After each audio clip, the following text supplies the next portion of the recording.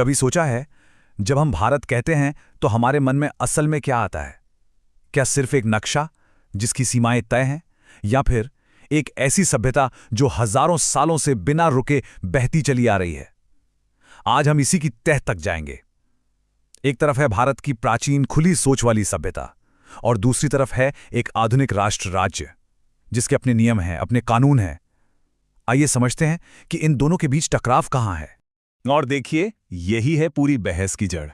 एक तरफ सभ्यता का विचार है जो सबको साथ लेके चलती है, निरंतर है। इसकी पहचान वसुधैव कुटुंबकम जैसे दर्शन से है, जहां माना जाता है कि पूरा विश्व एक परिवार है। और दूसरी तरफ है एक मॉडर्न नेशन स्टेट जिसकी सीमाएं एकदम पक्की हैं और जो वीजा और पासपोर्ट से तय करता है कि कौन अपना है और कौन बाहरी। एक पहचान कह सकते हैं दिल से जुड़ी है, और दूसरी सिर्फ कागज से। और बस यहीं से आज का सबसे बड़ा सवाल खड़ा हो जाता है। जब एक बहती हुई नदी जैसी सभ्यता को एक राष्ट्र राज्य की सीमाओं में बांध दिया जाता है, तो फिर अपना कौन है, इसकी परिभाषा कैसे तय होगी? असल में इस देश का हिस्सा है कौन? तो चलिए सबसे पहले इसी को समझते हैं। पहचान और नागरिकता का ये संकट आखिर है क्या, और ये वैचारिक संघर्ष असल दुनिया में अपनेपन के संकट के रूप में कैसे सामने आता है? इतिहासकार मनन अहमद आसिफ हमें याद दिलाते हैं कि पहले एक साझी पहचान थी, हिंदुस्तान। ये किसी एक धर्म या समुदाय की नहीं, बल्कि इस पूरे उपमहाद्वीप की थी। लेकिन औपनिवेशिक शासन ने इस साझी विरासत को तोड़ा और एक ऐसा राष्ट्र बनाया जहां पहचान पर राजनीति की नींव रखी गई। अब इसी आइडिया को विचारक महमूद ममदानी और भी गहराई से समझाते हैं। वो स्थायी अल्पसंख्यक या परमानेंट माइनॉरिटीज का एक बहुत शक्तिशाली विचार देते हैं। मतलब जो मॉडर्न देश होते हैं ना, वो जानबूझकर एक लकीर खींचते हैं, कुछ को मूल नागरिक बताकर और दूसरों को बाहरी करार देकर। इससे समाज में एक ऐसा बंटवारा पैदा होता है जो कभी खत्म ही नहीं होता। और शशि थरूर इसी बहस को सीधे आज के भारत से जोड़ते हैं। वो पूछते हैं कि भाई, भारतीय होने का असली मतलब क्या है? क्या ये सिर्फ एक पासपोर्ट और कुछ कानूनी दस्तावेज हैं, या फिर ये उस गहरी सभ्यता वाली पहचान से जुड़ा है जिसने हमेशा हर किसी को अपनाया है? सच पूछिए तो आज भारत की पूरी राजनीति इसी एक सवाल का जवाब ढूंढ रही है। मंदानी की ये बात आप कह सकते हैं इस पूरी बहस का निचोड़ है। ये साफ करता है कि नागरिकता सिर्फ एक कानूनी प्रक्रिया नहीं है, बल्कि एक बहुत शक्तिशाली पॉलिटिकल टूल है।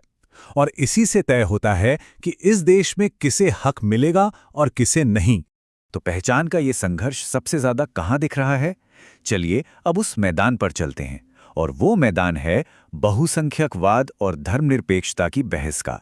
भारत में धर्मनिरपेक्षता पर आज जो इतनी तीखी बहस होती है, उसकी जड़ें काफी गहरी हैं।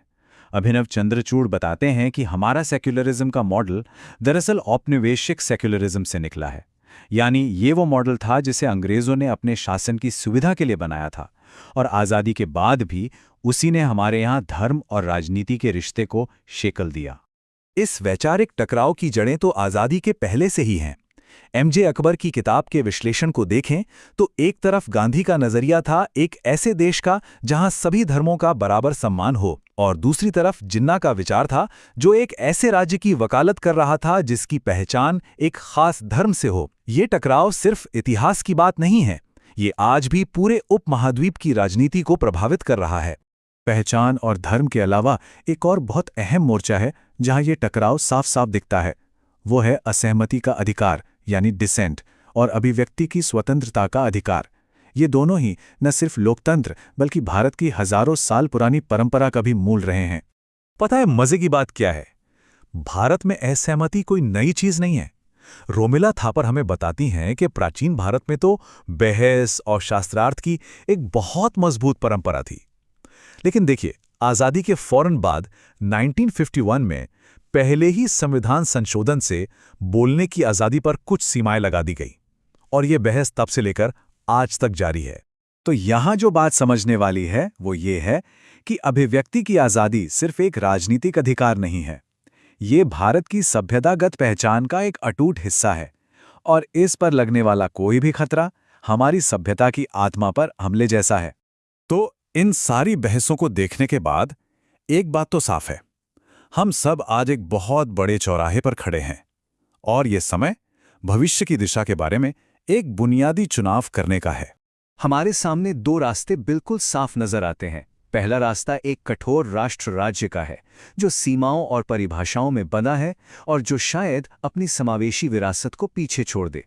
और दूसरा रास्ता है अपनी सभ्यता की विशालता को अपनाने का, जहां भारत संवाद और स्वीकृति के आधार पर पूरी दुनिया के लिए एक मिसाल बन सकता है। और आखिर में हम सबके सामने यही एक सवाल है, फैसला कोई और नहीं बल्कि आज का भारत ही करेगा। क्या भारत अपनी सभ्यता की गहरी जड़ों को अपनाएगा या फिर उन्हें काटकर एक नई और शायद संकीर्ण पहचान की ओर बढ़ेगा? इसका जवाब भविष्य नहीं बल्कि हम सब मिलकर लिखेंगे।